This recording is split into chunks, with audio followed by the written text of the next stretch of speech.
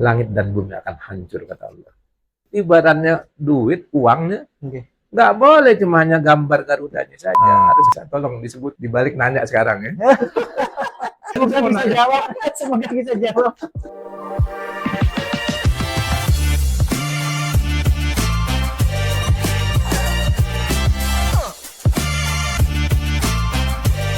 Assalamualaikum warahmatullahi wabarakatuh. Selamat datang kembali, halo semuanya, kembali lagi di obrolan alat berat bersama para profesional. Kita ngobrol santai tentang dunia alat berat. Bersama kami saat ini seorang professional trainer dari Indonesia Learning Center yang punya pengalaman yang sangat panjang sekali karena beliau sudah berpuluh-puluh tahun di dunia alat berat. Bersama kami Pak Ja'far Didi. Alhamdulillah, selamat siang. Gimana kabarnya Pak? Alhamdulillah sehat. Alhamdulillah sehat ya Pak ya.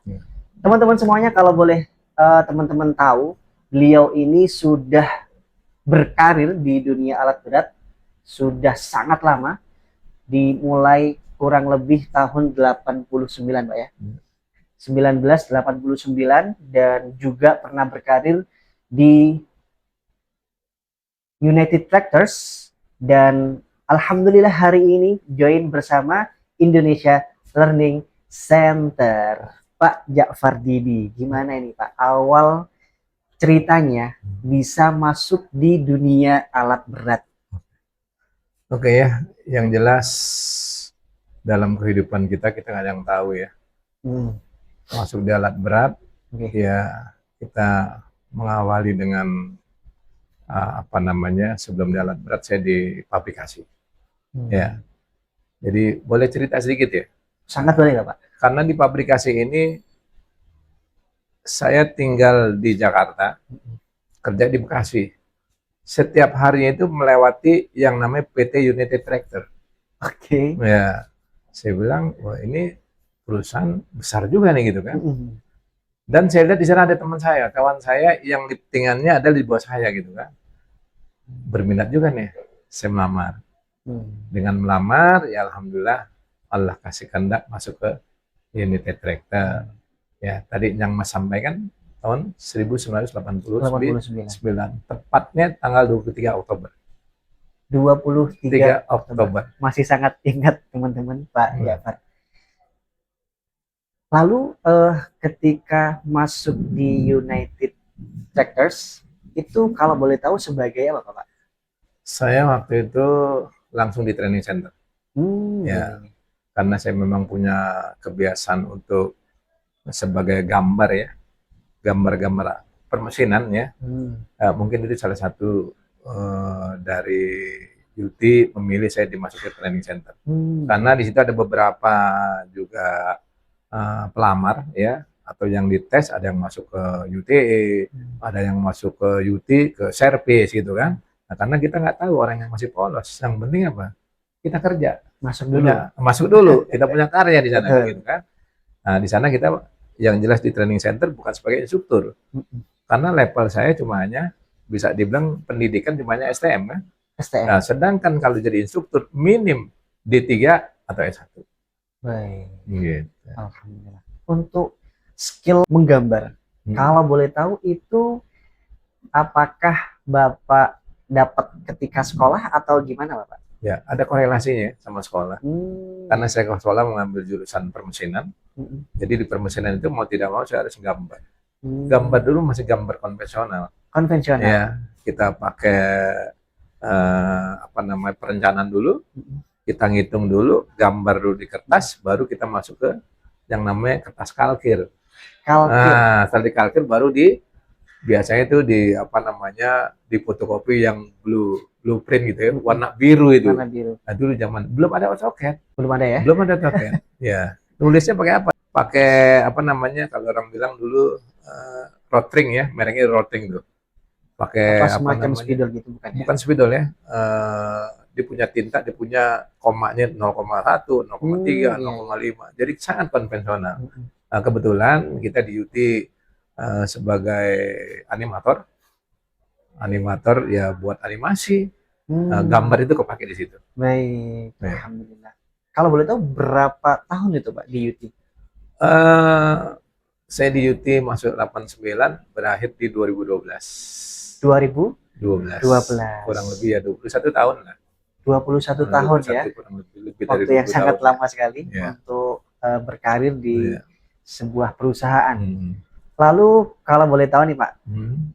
hari ini Hmm. alhamdulillah Bapak ada di ILC. Kalau boleh tahu ceritanya gimana itu Pak?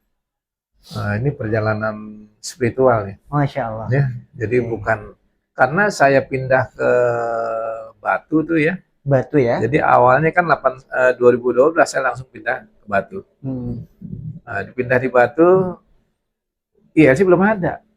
ILC belum ada. Belum ada. Ya, belum ada karena ILC setahu saya dia ada di 2016. Baik. Ya, 2016. Nah, itu pun bukan secara kebetulan. Karena ya qadarullah juga yang mempertemukan. Yang mempertemukan apa? Saya punya sahabat. Ya, sahabat saya ini bercerita gini. Pak Jafar, aku punya kawan. Namanya Jafar juga. Oh gitu. Sama ya. Ngomongnya alat berat mulu gitu kan. Oke, bolehlah. Saya bilang kalau emangnya mudah-mudahan menjadi saudara gitu kan. Ya, karena saya pindah ke Batu, yang jelas secara biologis, saudara biologis saya nggak punya. Betul. Ya, betul-betul spiritual.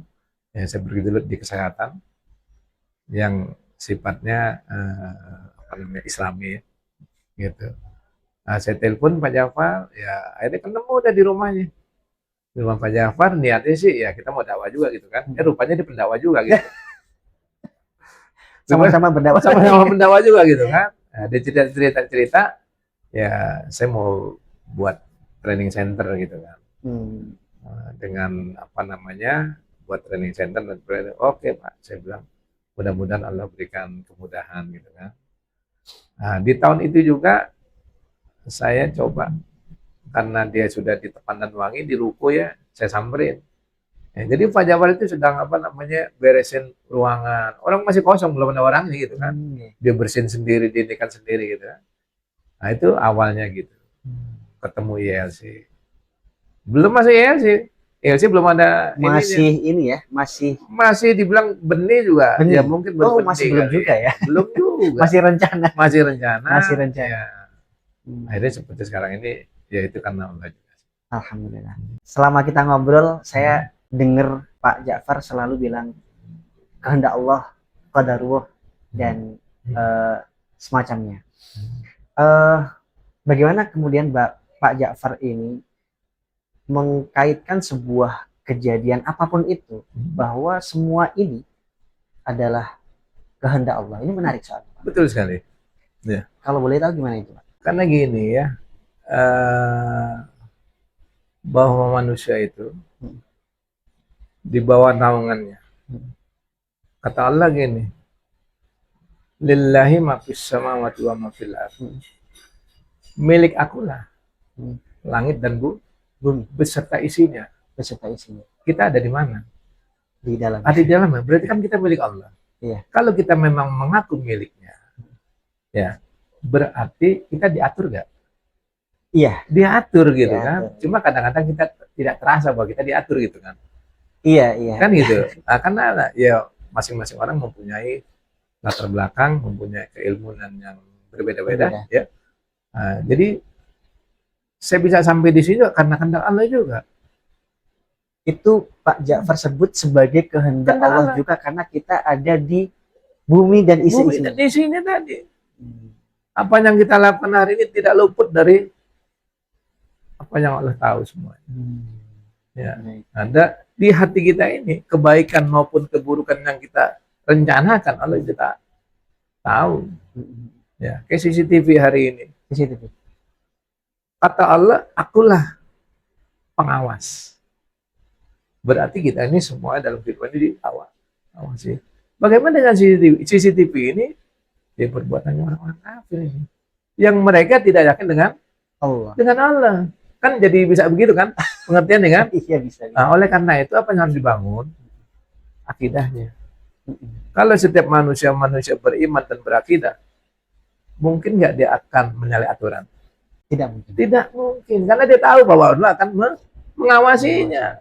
Nah, kalau misalkan yang kita harus bangun kepada generasi-generasi yang muda ini, yang dibangun adalah akidah dan keimanannya. Kalau dia sudah yakin itu, pasti mereka akan tunduk patuh apa yang menjadikan aturannya. Apakah itu juga termasuk yang ditanamkan di para trainee ILC ini, Pak? Mungkin individu-individu ya. Karena standarnya kan, ya kalau ngomong core value kan apa? Core value, Spiritual, spiritual quality, environment, safety. Nah, ya itu semua akan bisa terlaksana kalau spiritualnya sudah tuntas. Jadi jangan berbicara kita ngomong safety, jangan kita ngomong improvement, jangan ngomong apa lagi tadi? Satu lagi? Quality. Bohong itu kalau spiritualnya kita nggak tuntas. Hal pertama yang dituntaskan adalah spiritual. Iya. Spiritualnya benar, pasti yang lain ikut. Nah, itu saya punya keyakinan gitu. Karena spiritual itu yang paling tinggi, yang tidak ada yang lebih tinggi lagi. Ketika seseorang sudah bisa kemudian dikatakan bahwa spiritualnya tuntas, baik ketika dia menjadi seorang mekanik gitu ya, apakah itu juga akan berdampak pada sisi profesionalitas seseorang? Bisa. Bahkan mereka akan lebih tenang. Lebih tenang. Ya, karena dia tahu semua yang dilakukan itu tadi yang saya bilang atas izinnya. Masya Allah. Baik. Pasti akan atas izinnya. Iya. Ini menarik teman-teman ya. Ketika dunia alat berat kan di pikiran kita itu ya tentang dunia aja ya, pertambangan dan alat-alat besar itu. Ternyata di dalamnya juga ada sisi spiritualnya. Apalagi di ELC ini ada 4 value tadi ya, core value tadi itu ya Pak ya. Nah, yang jadi saya penasaran lagi Pak, apakah hal ini juga yang membuat Bapak itu kemudian bisa dikatakan konsisten dan kalau boleh saya bilang itu passionable banget di dunia alat berat ini, karena ya kayaknya Allah cocok taruh aku di dunia ini gitu Pak. Apakah juga karena faktor itu Pak? Sebenarnya sih begini, kita masing-masing Allah berikan makanah. Makanah itu pekerjaan masing-masing. Makanah pekerjaan masing-masing. Iya. Ya, jadi tidak ada yang buruk ya. Di alat berat oke, di pekerjaan yang lain juga oke aja. Karena sifatnya itu adalah hanya sebagai apa? Ikhtiar kita, usaha kita untuk apa? Ngambil rezekinya Allah. Betul. Karena pada hakikatnya rezeki itu Allah sudah jamin. Betul. Jangankan manusia, binatang melata pun kata Allah, rezeki sudah ditentukan. Jadi nggak perlu sih betul takut dengan rezeki. Kata Allah, akulah pemberi rezeki. Betul. Nah, kan gitu. Tinggal yang diwajibkan untuk kita untuk ngapain? Berikhtiar untuk menyambut rezeki itu. Berikhtiar untuk menyambut rezeki. Masya Allah. Jadi apa-apa itu kalau kita niatkan karena Allah, insya Allah itu jadi sesuatu yang berkah dan bisa konsisten Pak ya. Betul. Alhamdulillah. Sama begini Mas. Setiap apa yang kita lakukan keberhasilan, jangan semata-mata itu karena apa? Karena kehebatan kita.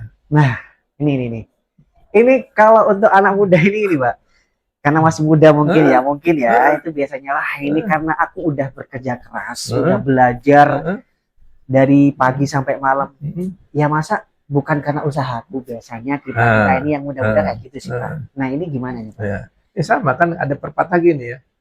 Usaha itu tidak pernah mengingkari hasil. Betul. Begitulah kira-kira. Iya. Tidak berbanding lurus ternyata. Tidak berbanding lurus. Tidak berbanding lurus menurut saya. Nanti karena kalau berbanding lurus menjadi orang sombong. Seolah-olah keberhasilan itu kan apa? Karena aku. Padahal itu adalah izinnya Allah juga. Izin Allah. Iya. Masya Allah. Baik. Iya. Nah, ada cerita gini. Boleh nyantai ya? Boleh. Jadi cerita gini, ada nabi, bukan nabi ya, seorang imam. Dan kita kenal imam, ada berapa imam tuh? 4 ya. Bisa tolong disebutin? Ada Syafi'i, Hambali, Hanafi, dan Maliki. Imam Syafi'i gurunya siapa? Imam Maliki. Dibalik nanya sekarang ya. Tadi sih ditanya Semoga mau bisa nanya. jawab. Semoga bisa jawab. Ya, ya. Imam Syafi'i ini gurunya Imam Maliki. Hmm. Nah, si Imam Syafi'i ini bertanya sama Imam Maliki. Hmm. Ya, apakah iya tanpa kerja kita dapat rezeki? Jawabnya Imam Maliki. Jawabannya Imam Maliki, nggak selalu. Hmm. Nggak selalu itu bekerja pasti dapat rezeki. Yang nggak bekerja juga bisa dapat rezeki kok. Kok bisa, Pak? Makanya kata si Imam Syafi'i, masa iya sih? Kan Kayak gitu. saya tadi ya. Nah, kan kata kalau orang sekarang ini bekerja baru dapat rezeki kan gitu seolah-olah. Enggak, Iya. nggak begitu. Lihat, setelah itu Imam Syafi'i keluar nih dari pendoponya. Hmm. Ada sahabatnya sedang panen anggur. Oke.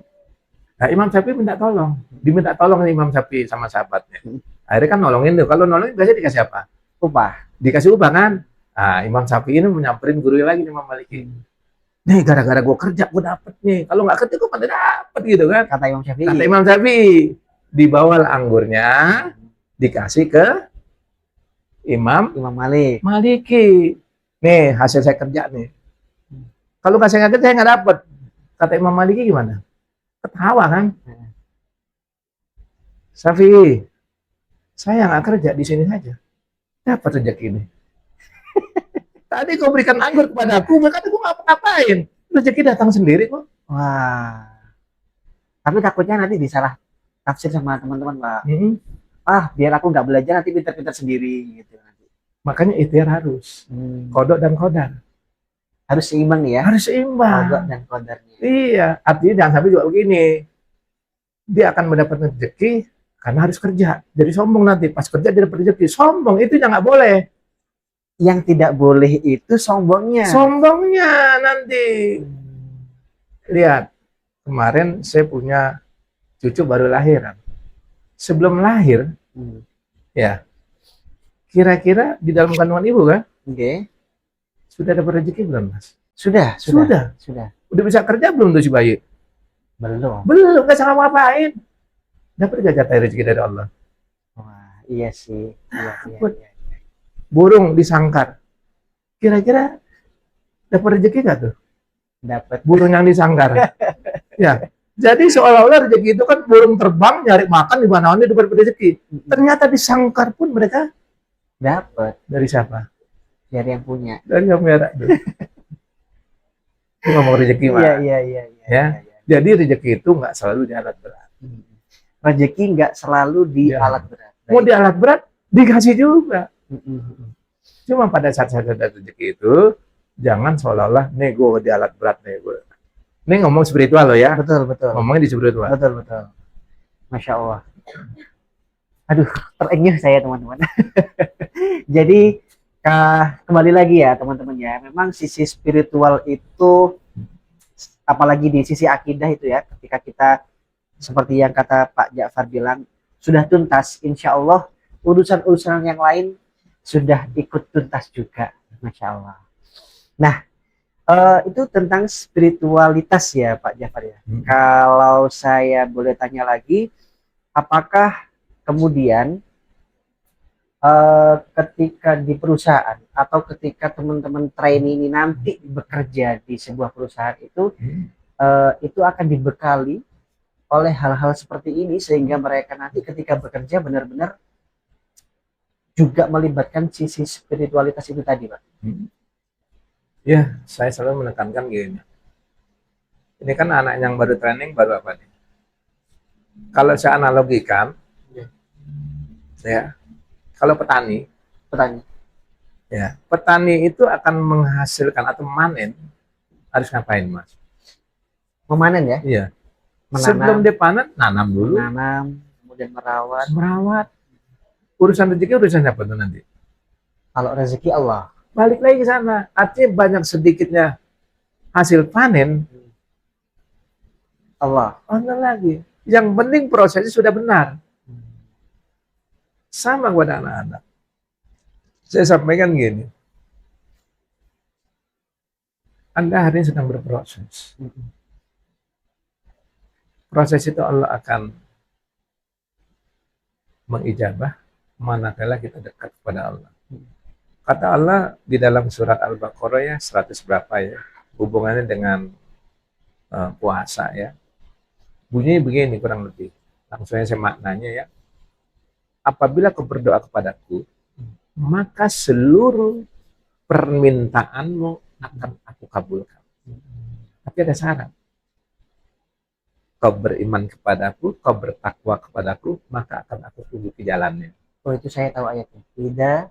Ija sa'alata, Ida sa'alaka ibadi ani fa inni qarib. fa inni qarib, ujibu da'wata da'ila da'in. Fal yastajibu li wal yu'minu bi la'allahum yarshudun. Nah, Masya Allah, saya dengar ternyata. itu dia. Kata Allah akan apa? Allah akan tunjukin. Oke. Ya, berarti doa dan ikhtiar harus sejalan. Ibaratnya duit, uangnya, Oke. nggak boleh cuma hanya gambar Garudanya saja. Harus bolak-balik. Makanya kata Allah apa? Kau carilah akhiratmu, jangan kau lupakan dunia. Wala tansa nasibaka minad dunya. Masya Allah, ternyata pinteran yang ini. Kebetulan bisa. Kebetulan ya. Kebetulan bisa. Ya, begitu kan? Oke. Ya, jadi nasib kita ini jangan lupa di dunia. Karena dunia ini jembatan menuju akhirat. Kalau gitu juga Islam ini nggak boleh miskin. Islam tidak boleh miskin. Nggak boleh miskin. Menarik ini, Harus apa? menarik. Harus kaya biar bisa memberi. Karena kalau Islam miskin, kan akan mendekati kepada apa? Kekufuran. Kekufuran. Kalau kufur, kafir. Naudzubillah. Kan gitu. Tapi kaya yang benar. Kaya yang benar. Yang benar. Harus kaya Tapi dan benar kaya yang jalan. benar. Ya Allah. Iya, nggak boleh curang maksudnya. Nggak boleh curang. Iya. Karena kadang-kadang kita lupa. Allah itu sudah mengatur kita. Baik buruknya kita itu tergantung kita. Karena Allah kasih dua jalan. Oke. Jalan kebaikan, jalan keburukan. Tinggal dipilih. Mau jalan mana? Ya, baik. Kita beribadah kepada Allah, Allah nggak untung. Kita nggak beribadah kepada Allah, Allah tidak dulu. Yang butuh ibadah kita adalah hanya kepada Allah. Sama kan ayat yang pertama. Wa ma khalaqtul jinna wal insa illa liya'budun. Tidak kuciptakan jin dan manusia hanya untuk apa? Ibadah. Mudah-mudahan nih podcast ini nih dalam rangka Ibadah. Masya Allah. Kalau ada nilai-nilai itunya akan ada ibadah. Amin. Tapi kalau cuma hanya podcast ini mau dapat duit, dikasih duit banget. Tapi nilainya tuh nggak dapat. Nilai ibadahnya. Baik. Tadi Pak Jafar bilang ada proses yang harus dijalani. Ya. Nah, ngomong-ngomong tentang proses nih Pak ya. Itu kan tidak semua dari kita itu kemudian bisa menjalani proses ini dengan sabar. Betul. Misalnya ketika ada trainee gitu sudah belajar maksimal, kemudian ternyata setelah lulus tidak juga dipanggil di perusahaan. Kira-kira pesan dari Pak Jafar untuk tetap survive di proses tersebut gimana pesannya? Kan pada saat proses ada yang bisa, ada yang nggak bisa ya. Iya, iya. Kuncinya adalah sabar. Sabar. Kuncinya sabar. Karena kita tidak bisa merubah manusia. Karena Allah lah yang bisa merubah. Yang bisa merubah hanya dirinya. Dengan izin Allah. Dengan izin Allah. Ya, Betul. kata Allah, Allah tidak akan merubah nasib suatu kaum kalau bukan kaum yang merubah. Artinya diri mereka, anak-anak ini, dia akan bisa merubah diri. Yang bisa adalah diri sendiri. Bukan orang lain. Berarti saya sebagai instruktur nggak bisa merubah dia. Saya hanya menyampaikan materi, hanya kewajiban saya untuk menyampaikan materi. Ya, urusan dia bisa enggaknya itu urusan dia sama Allah dengan apa kesungguh-sungguhan. Rasulullah Nabi Muhammad apa bisa merubah? Tidak bisa. Rasulullah Nabi Muhammad itu hanya diberikan kepada Allah mandatnya apa? Basyiron wa nadhiron. Hanya sebagai penyampai dan memberikan peringatan. Ya. Kalau Nabi Muhammad bisa merubah manusia, maka siapa yang kafir yang dekat sama Nabi Muhammad? Baik. Pamannya kan? Pamannya. Kalau Nabi Muhammad bisa merubah manusia, pasti pamannya bisa. Karena Nabi Muhammad adalah orang yang maksum. orang yang dijamin Masuk surga. masuk surga. Tapi nggak bisa kan? Nggak bisa. Apalagi saya, Mas. Jadi kalau anak-anak itu pada nggak bisa, ya saya nggak punya kemampuan untuk mereka harus bisa. Tapi saya punya kemampuan untuk memberikan apa yang Allah titipkan ilmu kepada saya dari Allah. Salah satunya adalah tetap bersabar dan berusaha. Tetap sabar. Kan ayatnya jelas ya.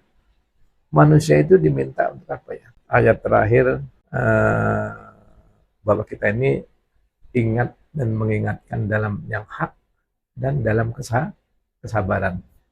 Apa itu punya ayatnya? Kesabaran. Ya dari wal asri innal insana lalladzina amanu wa amilus solihati wa tawassaw bil haq wa tawassaw bis sabr. Jadi kita saling ingat mengingatkan dalam yang hak, yang benar, dan kita harus sabar. Menyampaikan yang hak aja, Mas. Kalau kita memaksa, kata Allah apa? Rasulullah dakwanya wa mayantiqu anil hawa in huwa illa wahyu yuha. Apa yang disampaikan oleh Rasulullah adalah wahyu yang diwahyukan. Tidak hawa nafsunya. Karena kalau kita menyampaikan sesuatu pakai nafsu, langit dan bumi akan hancur, kata Allah. Quran itu, Mas. Bahkan seluruh alam ini akan hancur loh, kalau kita maksa. Karena kita menyampaikan sesuatu nggak boleh ada keinginan. Ikhlas saja sama Allah. Ikhlas saja. Ya, kita minta ya Allah, mudah-mudahan murid-murid kita Allah berikan perubahan. Karena ya Allah kan tahu, dikasih ilmu nanti disombong. Barangkali Allah tahan. Bisa begitu nggak? Bisa. Ada hikmah di balik. Ada hikmah pasti. Hal. Betul. Baik-baik ya Pak. Sebenarnya ini sangat menarik ya teman-teman ya. Kita ngobrol dunia alat berat, tapi Masya Allah kita rasanya adem banget ngobrol bersama Pak Ja'far ini. Tapi karena terbatasnya waktu, terakhir nih Pak, ada pertanyaan yang saya ingin tanyakan ke Bapak. Bapak kan sebelum di IELTS ini kan sudah punya pengalaman yang sangat panjang di perusahaan-perusahaan sebelumnya. Apa yang kemudian membedakan ILC dengan perusahaan-perusahaan yang lain? Kalau dilihat ngomong alat berat ya, ILC kan suatu lembaga nih ya.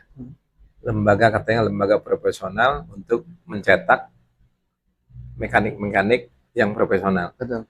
Sama. Di dunia lain juga mungkin sama ya. Mungkin ada yang beda kali ya. Karena ibaratnya koki itu, ya, atau sama-sama masakan Padang, tapi bisa beda rasa kan? Ya. Jadi tidak bisa disamakan juga. Dan kita juga nggak perlu sama, karena kita punya model tersendiri. Ya salah satu tadi itu ada nilai-nilai spiritual. 4 core value tadi value ya. itu. Ya. Ada 4 hal ini yang menurut Pak Ja'far berbeda dari perusahaan-perusahaan yang lain. Iya. Saya pun sebagai instruktur ada kesempatan ya untuk apa namanya kita setiap Allahu Akbar. Jadi jamnya bukan jam 12 istirahat. Jamnya jam pas azan zuhur. Jam berapapun azannya ya pokoknya langsung istirahat untuk sholat berjamaah. Ya Allah. Artinya kita punya nilai-nilai itu. Asal juga demikian. Sehingga walaupun kita kerja ya kita enjoy. Kan gitu. Enjoynya itu Mas. Enjoynya. Ya. Ya Allah, gimana ini ya? Saya tuh pengen ngobrolnya agak lebih lama ya. Mungkin ada podcast 2 bersama Pak Ja'far Didi, di mana kita akan menggali lebih lagi tentang dunia alat berat dan sisi spiritualnya yang sungguh luar biasa. Terakhir banget, pesan untuk kita semuanya sebagai generasi-generasi muda yang ingin belajar di dunia mekanik atau alat berat, pesan Bapak untuk mereka kira-kira apa Pak? Kalau saya sih untuk anak-anak ya, generasi muda ini, yang pertama fokus. Ya, kalau kita dulu saya bisa dibilang adalah yang konvensional ya, sekarang sudah digital ya. Digital. Wah, maunya real time. Ya, ada kelebihan dan ada kekurangan. Kalau konvensional dia tumbuh secara alami. Kalau digital cepat dapat, cepat lupa. Cepat dapat, cepat lupa. Instan. Ya. Jadi kalau kita berbicara metode dan metode lama di kolaborasi. Ya, antara konvensional dengan dengan digital. ya, karena zamannya sudah ya nggak bisa dibendung kan digital kan. Iya. Kita tinggal bisa memanfaatkan digital bagaimana, yang konvensional bagaimana. Saya pesannya kepada anak-anak, ya tetap fokus, punya niat pada saat masuk ILC, niatnya bukan hanya nyari kerja. Karena kalau masuk ILC niatnya nyari kerja, nanti ujung-ujungnya kalau nggak dapat pekerjaan, kecewa. Niatkanlah masuk ke ILC, berproses untuk belajar. Saat belajar, pasti insya Allah Allah akan kasih buahnya. Buahnya itu apa? Ya kebahagiaan. Ya, karena kebahagiaan itu bukan sekedar materi, tapi kebahagiaan itu adalah sesuatu yang datang dari hati. Dari hati. Barangkali itu sih. Masya Allah, alhamdulillah, luar biasa untuk podcast yang kita pada hari ini. Banyak sekali pelajaran yang bisa kita ambil. Semoga kita semuanya mendapatkan manfaatnya. Terima kasih Pak Didi. Oke. Pak Ja'far Didi. Semoga sehat selalu. Amin. Insya Allah kita akan ngobrol-ngobrol lagi sama Pak Ja'far Didi lebih panjang lebar lagi tentang dunia alat berat dan sisi spiritualnya. Dari kami pamit. Sampai jumpa di podcast selanjutnya. Assalamualaikum warahmatullahi wabarakatuh. Waalaikumsalam warahmatullahi wabarakatuh.